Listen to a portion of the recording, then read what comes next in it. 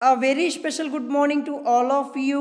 स्वागत है आपका हमारे चैनल स्टडी विद अभिमान में।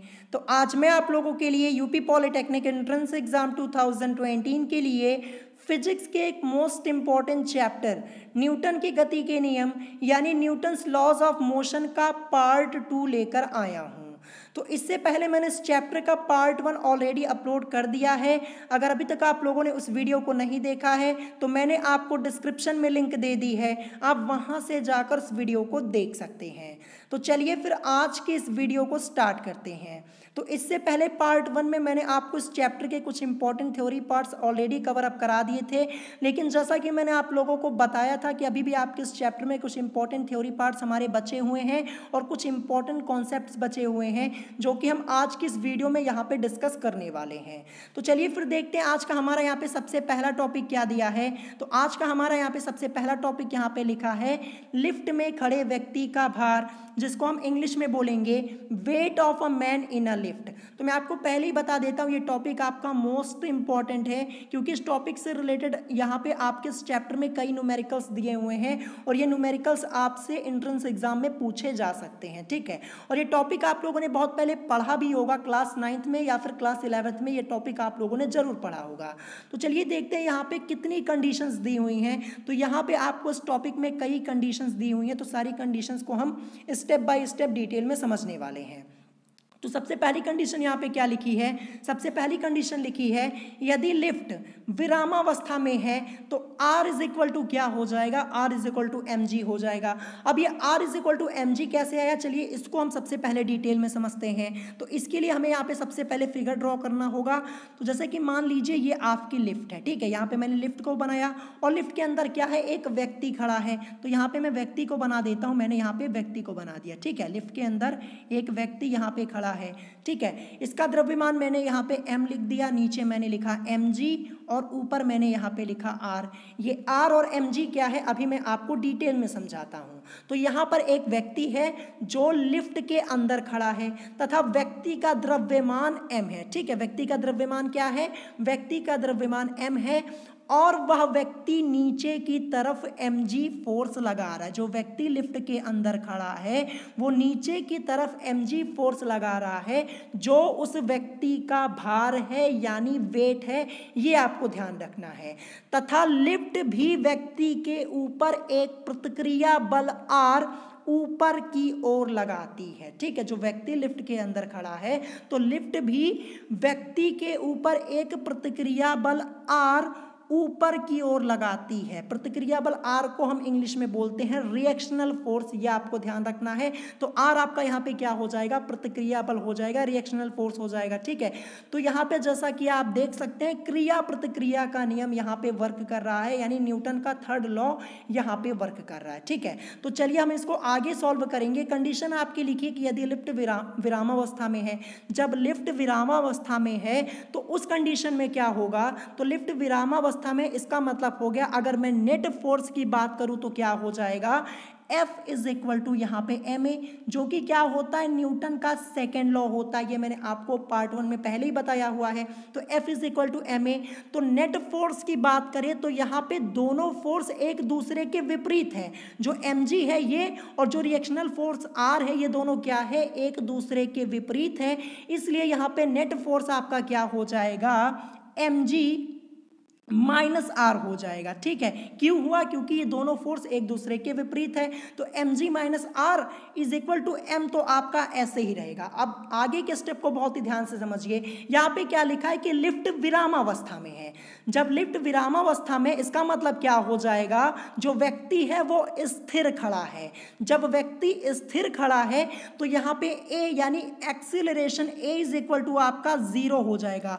0 क्यों हुआ, क्योंकि यहाँ पे लिफ्ट विरामावस्था में और व्यक्ति स्थिर खड़ा है तो यहाँ पे acceleration a is equal to आपका यहाँ पे क्या हो जाएगा, 0 हो जाएगा। तो m तो आपका ऐसे ही रहेगा लेकिन a की जगह यहाँ पे आपका 0 हो जाएगा, ठीक है। तो यहाँ पे मैंने 0 लिख दिया। अब आगे इसको सॉल्व करेंगे तो mg minus R is equal to आपका 0 हो जाएगा, या फिर R इज इक्वल टू आपका यहाँ पे mg हो गया। ठीक है, तो हमें यहाँ पे क्या मिला, R is equal to mg, जैसा कि आप यहाँ पे देख सकते हैं। R आपका यहाँ पे रिएक्शनल फोर्स है, mg यहाँ पे वस्तु का भार। तो जैसा कि आप देख सकते हैं क्या मिला हमें यहाँ पे, R इज इक्वल टू हमें यहाँ पे mg मिल गया। ठीक है, यही आपका ऊपर लिखा हुआ था, ये देखिए R is equal to mg यहाँ पे लिखा नहीं हुआ है, ये आपका हो गया।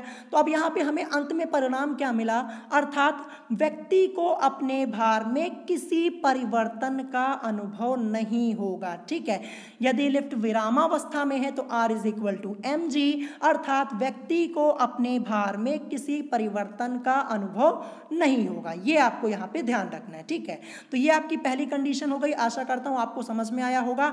अब चलिए देखते हैं सेकंड कंडीशन। सेकंड कंडीशन आपकी यहाँ पे क्या लिखी है, यदि लिफ्ट A त्वरण से ऊपर जा रही है। क्या लिखा है, यदि लिफ्ट A त्वरण से ऊपर जा रही है तो R minus M G is equal to M A, और यहाँ पे R is equal to M G plus A मिला हुआ है। अब ये कैसे आया, चलिए इसको समझ लेते हैं। तो सबसे पहले हमें यहाँ पे क्या करना होगा, फिगर फिर से ड्रॉ करना होगा। ये लिफ्ट हो गई, लिफ्ट के अंदर एक व्यक्ति खड़ा है, मैं व्यक्ति को यहाँ पे फिर से बना देता हूँ। ये व्यक्ति हो गया, इसका द्रव्यमान m है, नीचे आपका वही mg फोर्स होगा, ऊपर R यानी रिएक्शनल फोर्स, ये आपका हो गया। अब यहाँ पे कंडीशन क्या है कि A त्वरण से ऊपर जा रही है, तो यहाँ पे मैंने लिखा A और ऊपर जा रही है, इसलिए एरो हमारा ऊपर की तरफ होगा। ऊपर की तरफ एरो क्यों बनाया, यहाँ पे क्या लिखा है, यदि लिफ्ट A त्वरण से ऊपर जा रही है ना, तो जब लिफ्ट A त्वरण से ऊपर की ओर जाती है तो तब क्या होगा, जैसा कि हम लोग जानते हैं न्यूटन के सेकेंड लॉ के अनुसार क्या होता है, F इज इक्वल टू आपका क्या होता है, F is equal to M A होता है। तो मैंने यहाँ पे F is equal to M A लिखा। तो फोर्स की बात करें तो लिफ्ट ऊपर की ओर जा रही है, तो यहाँ पे कितना फोर्स कार्य कर रहा है, कितना फोर्स ऊपर कार्य कर रहा है, तो ये आपका हो जाएगा R माइनस एम जी, जो कि बराबर होगा एम ए के। किसके बराबर होगा, एम ए के, एम ए के बराबर होगा। ये आपको ध्यान रखना। फिर आगे इसको सॉल्व करेंगे तो R is equal to M A plus आपका यहाँ पे एम जी हो जाएगा। क्या हो जाएगा, R is equal to M A plus M G यहाँ पे हो जाएगा। ठीक है, R is equal to M A plus M G हो गया। अब मैं आगे इसको क्या कर सकता हूँ, R इज इक्वल टू यहाँ पे m को कॉमन लूंगा, तो यहाँ पे क्या हो जाएगा आपका, m आपका बाहर आ गया यहाँ पे, तो a प्लस जी आपका बचा। ठीक है, क्या बचा, a प्लस जी। ठीक है, तो यहाँ पे हमें क्या मिल गया, R is equal to M A plus G, जैसा कि आप यहाँ पे देख पा रहे होंगे, यही आपका यहाँ पे आया हुआ था। ठीक है, तो क्या मिल गया हमें यहाँ पे मिल गया R is equal to M G plus A. अब यहाँ पे प्लस ए, जैसा कि आप देख सकते हैं ये आपका आ रहा है, इसका मतलब क्या हो जाएगा, इसका मतलब हो जाएगा कि भार बढ़ा हुआ प्रतीत होगा। ये ध्यान रखिएगा, व्यक्ति को जो अपना भार होगा वो बढ़ा हुआ प्रतीत होगा। यानी यदि लिफ्ट ए त्वरण से ऊपर जा रही है तो आपका क्या हो जाएगा, R minus M G is equal to M A, यानी R is equal to M G plus A आपका हो जाएगा, अर्थात भार बढ़ा हुआ प्रतीत होगा। ये आपको यहाँ पे ध्यान रखना है। ठीक है, तो ये आपकी दूसरी कंडीशन हो गई। अब आते हैं तीसरी कंडीशन पे। तीसरी कंडीशन आपकी लिखी है, यदि लिफ्ट ए त्वरण से नीचे आ रही है। ठीक है, क्या लिखा है, यदि लिफ्ट ए त्वरण से नीचे आ रही है। चलिए इसको हम यहाँ पे समझते हैं।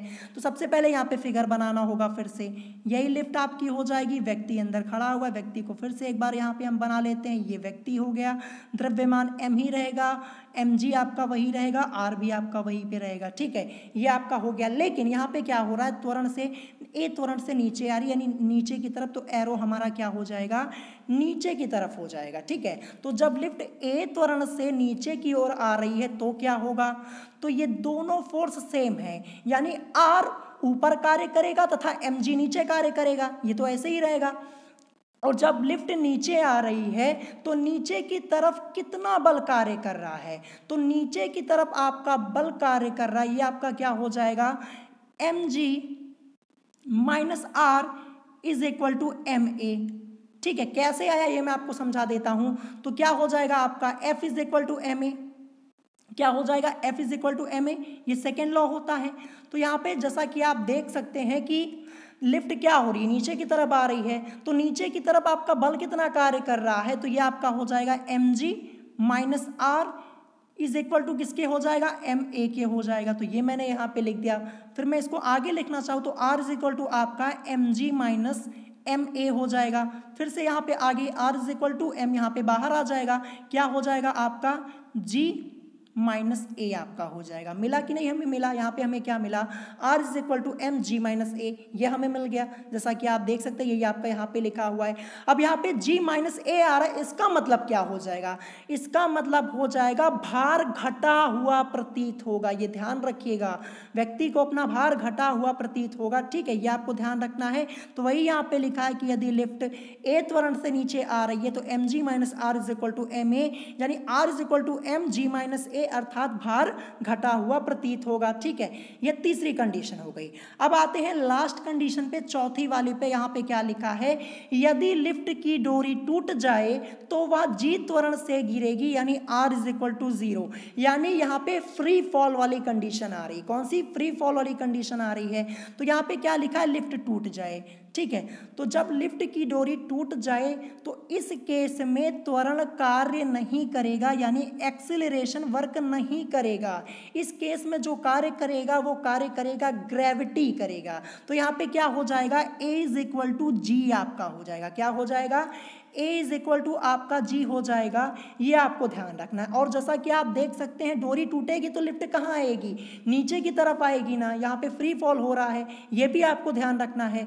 तो यहाँ पे हम क्या कर सकते हैं? अभी हमने ऊपर क्या निकाला? अभी हमने ऊपर निकाला r is equal to M G minus A, ये अभी हमने ऊपर निकाला हुआ है। तो यहाँ पे क्या हो जाएगा? अगर मैं इसको आगे सॉल्व करूँ तो r इज इक्वल टू आपका क्या हो जाएगा? m हो जाएगा। ठीक है, और यहाँ पे फ्री फॉल करेगी तो यहाँ पे लिफ्ट जो आपकी फ्री फॉल कर रही है। ठीक है, क्योंकि यहाँ पे डोरी टूट जा रही है, ये आपको ध्यान रखना है।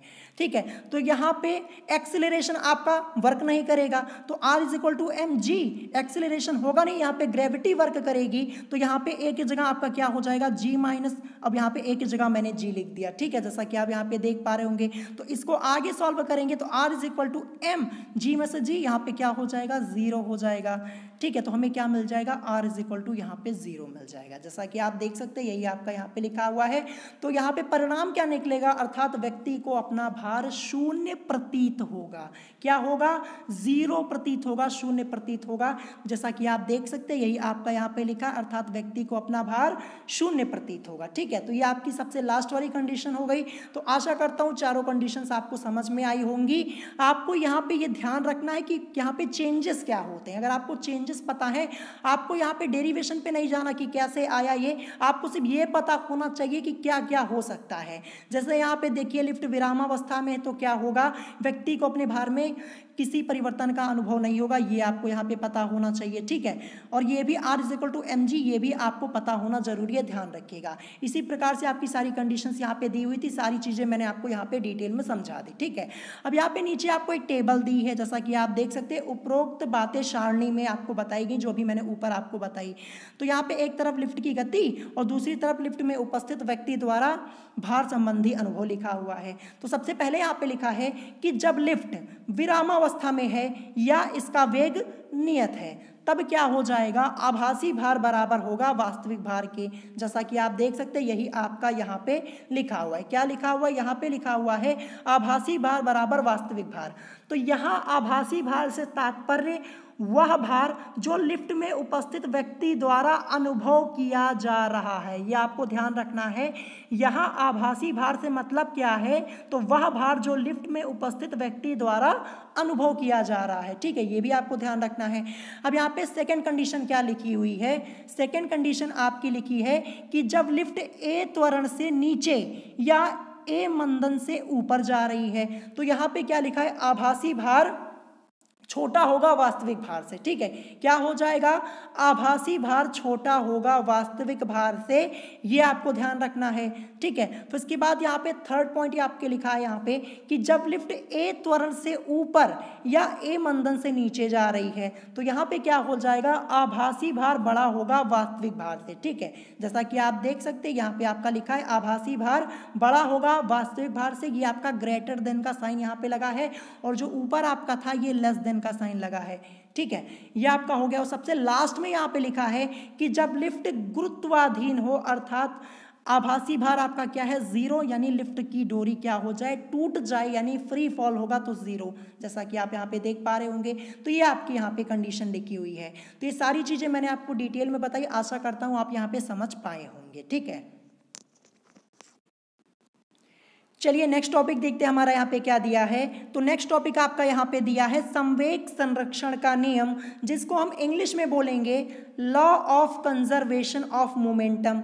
तो चलिए देखते हैं यहाँ पे कितने रूल्स हमारे दिए हुए हैं। सबसे पहला पॉइंट आपका यहाँ पे क्या लिखा है, सबसे पहला पॉइंट आपका यहाँ पे लिखा है कि इस नियम के अनुसार दो गोलों के टकराने पर टक्कर से पहले के संवेगों का योग तथा टकराने के बाद उनके संवेगों का योग बराबर रहता है। मोस्ट इंपॉर्टेंट लाइन आपकी लिखी है यहाँ पे, इसको अच्छे से एक बार याद जरूर कर लीजिएगा, ये इंपॉर्टेंट है, काम आएगा हमारे न्यूमेरिकल्स को सॉल्व करते समय। ठीक है, तो यहाँ पे क्या लिखा है, यहाँ पे लिखा है कि इस नियम के अनुसार दो गोलों के टकराने पर टक्कर से पहले के संवेगों का योग तथा टकराने के बाद उनके संवेगों का योग बराबर रहता है, ये आपको यहाँ पे ध्यान रखना है। ठीक है, फिर उसके बाद सेकंड कंडीशन आपकी यहाँ पे क्या दी है, तो सेकंड कंडीशन देखिए यहाँ पे लिखी हुई है आपकी कि यदि m1 तथा m2 द्रव्यमानों के दो गोलों के वेग क्रमशः u1 तथा u2 हैं, जो टकराने के पश्चात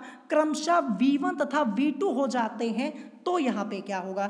तो चलिए सबसे पहले हम इसको फिगर के माध्यम से समझते हैं। यहाँ पे क्या हो रहा है, दो गोलों की बात हो रही है, तो यहाँ पे मैं पहले दो गोले बनाऊंगा। ठीक है, मैं यहाँ पे दो सर्कल्स यहाँ पे ड्रॉ कर देता हूँ, तो दो सर्कल्स मैंने यहाँ पे ड्रॉ कर दिए। ठीक है, यहाँ पे क्या लिखा है, यदि m1 तथा m2 द्रव्यमानों के दो गोलों के वेग क्रमशः u1 तथा u2 हैं। ठीक है, तो पहले गोले का द्रव्यमान मैंने क्या लिखा, m1 लिखा। ठीक है, दूसरे का m2, और इनके वेग क्या है, पहले u1 फिर यहाँ पे u2 लिख दिया।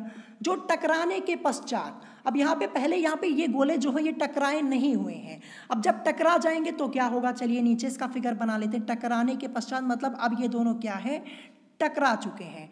टकराने के पश्चात यहाँ पे क्या हो रहा है, देखिए जो टकराने के पश्चात क्रमशः v1 तथा v2 हो जाते हैं, तो अब यहाँ पे क्या हो जाएगा, द्रव्यमान आपका m1 ही रहेगा, लेकिन u1 अब आपका क्या हो गया, v1 हो गया। m2 आपका m2 ही रहेगा, लेकिन u2 अब आपका क्या हो गया, v2 हो गया, जैसा कि आप देख सकते हैं। तो हमारा क्या हो जाएगा यहाँ पे, तो हमारा हो जाएगा m1 u1 plus m2 u2 बराबर होगा m1 v1 plus m2 v2 के। ठीक है, यही आपका यहाँ पे लिखा है, ये देखिए यहाँ पे क्या हो जाएगा, m1 u1 plus m2 u2 is equal to m1 v1 plus m2 v2। ठीक है, ये कंडीशन इंपॉर्टेंट है, न्यूमेरिकल्स को सॉल्व करते समय हमारे काम आएगी, ये ध्यान रखिएगा।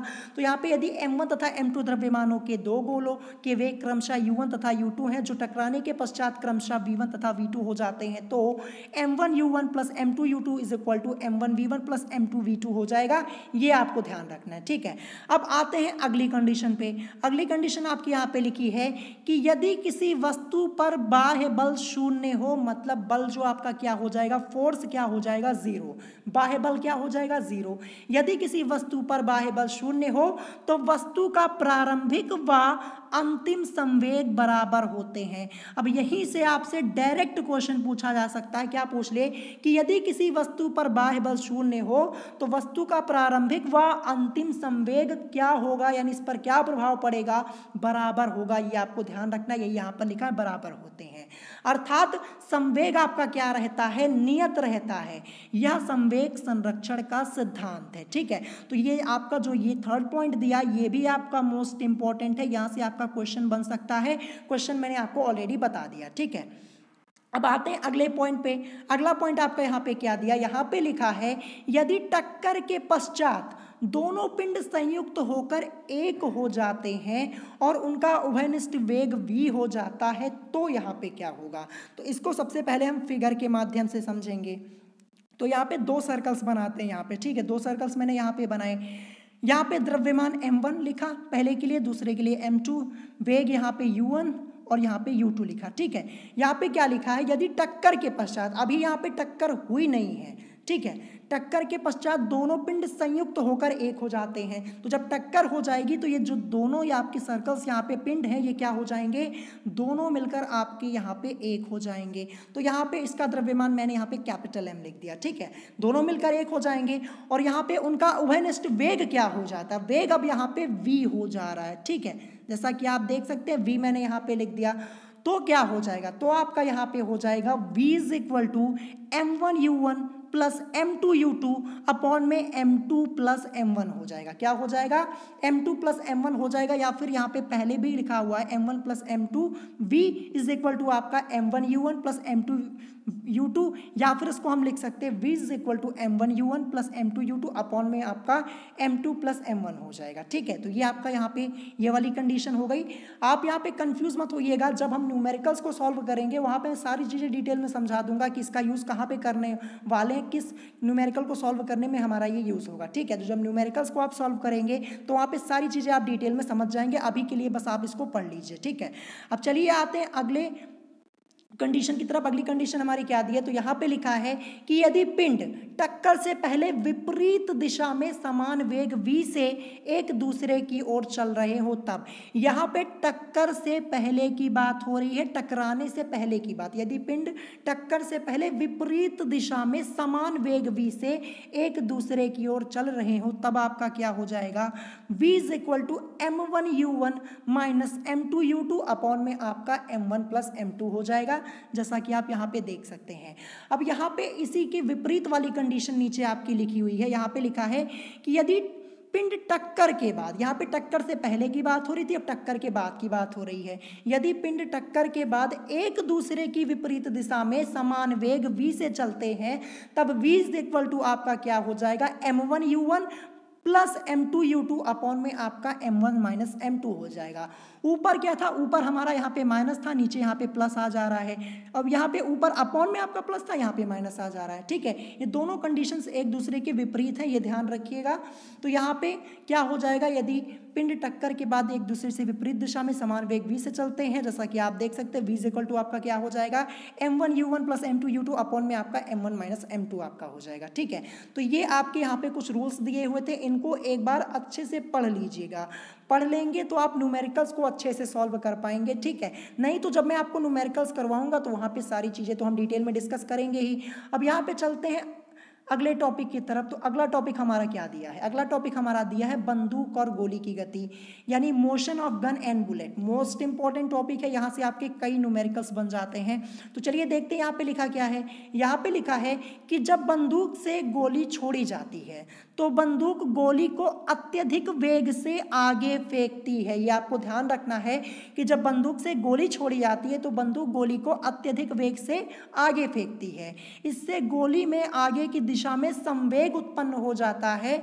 गोली भी बंदूक पर प्रतिक्रिया बल लगाती है, जिसके फलस्वरूप बंदूक में पीछे की दिशा में उतना ही संवेग उत्पन्न हो जाता है और बंदूक पीछे हटती है। तो ये कॉन्सेप्ट आप लोगों ने बहुत पहले ही पढ़ा होगा। जब बंदूक से गोली चलाई जाती है तो जो बंदूक में झटका लगता है पीछे की तरफ, यानी बंदूक जो है पीछे हटती है। ठीक है, ये कॉन्सेप्ट आपने पढ़ा होगा। तो यही यहाँ पे लिखा हुआ है। फिर इसके बाद यहाँ पे लिखा है परंतु बंदूक का द्रव्यमान गोली की अपेक्षाकृत अधिक होता है। जो यहाँ पे बंदूक का द्रव्यमान m होता है वो गोली की अपेक्षाकृत क्या होता है? अधिक होता है। अतः वेग बहुत कम होता है। जो वेग यहाँ पे वेलोसिटी है वो कम होती है। ठीक है, ये आपको ध्यान रखना है।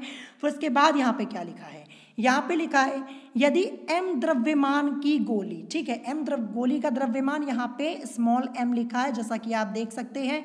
यदि m द्रव्यमान की गोली u वेग से बंदूक से बाहर निकलती है और कैपिटल M द्रव्यमान की बंदूक, जो बंदूक का यहाँ पे द्रव्यमान है इसे कैपिटल M लिया गया है। नीचे आपका यहाँ पे लिखा है, जैसा कि आप यहाँ पे देख पा रहे होंगे, बंदूक का द्रव्यमान कैपिटल M है, ये ध्यान रखिएगा। तो यही यहाँ पे लिखा है कि कैपिटल M द्रव्यमान की बंदूक v वेग से पीछे हटती है तो बंदूक में उत्पन्न संवेग बराबर आपका क्या हो जाएगा? गोली में उत्पन्न संवेग के। अर्थात आपका यहाँ पे क्या हो जाएगा? Capital M into v is equal to आपका m इंटू यू हो जाएगा। ये ध्यान रखिएगा। ठीक है, तो यहाँ पे ये देखिए जो कैपिटल M है ये क्या है? ये बंदूक का द्रव्यमान। ठीक है, और v क्या है? v इसका वेग हो जाएगा बंदूक का। ठीक है, जो पीछे हटती है, जैसा कि आप यहाँ पे देख सकते हैं। फिर उसके बाद स्मॉल m आपका क्या है? ये गोली का द्रव्यमान और u वेग है गोली के लिए। ठीक है, तो ये आपका लिखा है m capital M into v is equal to small m into u, या फिर इसको हम लिख सकते हैं v is equal to small m into u upon में आपका कैपिटल M हो जाएगा। ठीक है, तो ये आपका मोस्ट इंपॉर्टेंट रिलेशन यहाँ पे लिखा है, ये आपको हर हालत में याद होना जरूरी है। क्यों जरूरी है? क्योंकि इसका हम यूज़ करेंगे न्यूमेरिकल्स को सॉल्व करने के लिए। ठीक है, तो इसीलिए ये कॉन्सेप्ट मैंने आपको यहाँ पे बता दिया, इसको एक बार अच्छे से पढ़ जरूर लीजिएगा। ठीक है, तो यहाँ पे ये हमारा कंप्लीट होता है। अब पढ़ते हैं यहाँ पे लास्ट टॉपिक की तरफ, जो कि इस चैप्टर का लास्ट टॉपिक है, जो कि आपका घर्षण है यानी फ्रिक्शन है। तो यहाँ पे घर्षण को हमें बहुत डिटेल में नहीं पढ़ना है, बस हमें यहाँ पे मोटी मोटी बातों को पढ़ लेना है। यहाँ से आपके एंट्रेंस एग्जाम में क्वेश्चंस भी ज़्यादा नहीं पूछे जाते हैं, कभी कभी एक आध क्वेश्चन पूछ लिया जाता है बस। तो चलिए देखते हैं घर्षण यानी फ्रिक्शन। अब ये घर्षण क्या होता है? तो घर्षण बल वह विरोधी बल है जो दो सतहों के बीच होने वाली आपेक्षिक गति का विरोध करता है, जो कि आपका यहाँ पे लिखा है, जैसा कि आप लोग देख पा रहे होंगे। फिर उसके बाद यहाँ पे क्या लिखा है? यहाँ पे लिखा है कि गति प्रारंभ होने से पूर्व दो सतहों के बीच कार्य करने वाले घर्षण बल को स्थैतिक घर्षण बल कहते हैं। अब यहाँ से आपसे क्वेश्चन पूछा जा सकता है, कैसे पूछेगा ये मैं आपको बता दूं। अगर आपसे पूछ ले कि गति प्रारंभ होने से पूर्व दो सतहों के बीच कार्य करने वाले घर्षण बल को हम क्या कहते हैं, तो स्थैतिक घर्षण बल कहते हैं। यहाँ पे आपको स्थैतिक घर्षण बल के बारे में बताया गया है, तो यही आपसे क्वेश्चन पूछा जाएगा अगर पूछा जाता है। इससे अधिक आपसे यहाँ से कुछ क्वेश्चन नहीं पूछा जा सकता स्थैतिक घर्षण से। ठीक है, फिर उसके बाद यहाँ पे नेक्स्ट पॉइंट लिखा है कि जब वस्तु ठीक फिसलने की स्थिति में होती है तो घर्षण बल के अधिकतम मान को सीमांत घर्षण बल कहते हैं। अब यहाँ से क्वेश्चन क्या बनेगा? यही पूछेगा आपसे कि जब वस्तु ठीक फिसलने की स्थिति में होती है तो घर्षण बल के अधिकतम मान को हम क्या कहते हैं? सीमांत घर्षण बल कहते हैं। तो ये सब जो डेफिनेशंस आपकी लिखी है इसको अच्छे से एक बार पढ़ लीजिएगा। फिर इसके बाद यहाँ पे क्या लिखा है? इसके बाद यहाँ पे लिखा है कि गति प्रारंभ होने के पश्चात दो सतहों के बीच कार्य करने वाले घर्षण बल को गतिज घर्षण बल कहते हैं। अब यहाँ से क्वेश्चन क्या पूछेगा? आपसे पूछ लिया जाए कि गति प्रारंभ होने के पश्चात दो सतहों के बीच कार्य करने वाले घर्षण बल को क्या कहते हैं, तो गतिज घर्षण बल कहते हैं। यही आपसे क्वेश्चन पूछा जा सकता है, इससे अधिक आपसे कुछ नहीं पूछा जाएगा। फिर उसके बाद यहाँ पे सबसे लास्ट जो आपका लिखा है ये मोस्ट इंपॉर्टेंट है। यहाँ पे लिखा है कि गोलाकार वस्तु पर लुढ़कते समय कार्य करने वाले घर्षण बल को लोटनी घर्षण बल कहते हैं। ठीक है, तो यहाँ से आपसे क्या पूछेगा? आपसे पूछ लेगा कि गोलाकार वस्तु पर लुढ़कते समय कार्य करने वाले घर्षण बल को हम क्या कहते हैं, तो लोटनी घर्षण बल कहते हैं। ये आपको ध्यान रखना है। मैं आपको इसका एक उदाहरण बता देता हूँ। जैसे सड़क पर गाड़ियों का टायर चलता है, ठीक है, सड़क पर गाड़ियों का टायर चलता है तो वह घूमता है, तो ऐसी स्थिति में सड़क स्थिर होती है और टायर सड़क के ऊपर लुढ़क रहा होता है, तो टायर और सड़क के बीच लगने वाले घर्षण बल को हम लोटनी घर्षण बल कहते हैं। ये इसका एग्जाम्पल हो जाएगा। आशा करता हूं ये आप समझ पाए होंगे। ठीक है, अब यहाँ पे इसके बाद क्या दिया है? घर्षण के नियम दिया है, जैसा कि आप यहाँ पे देख पा रहे होंगे। क्या लिखा है? घर्षण का नियम यहाँ पे लिखा है।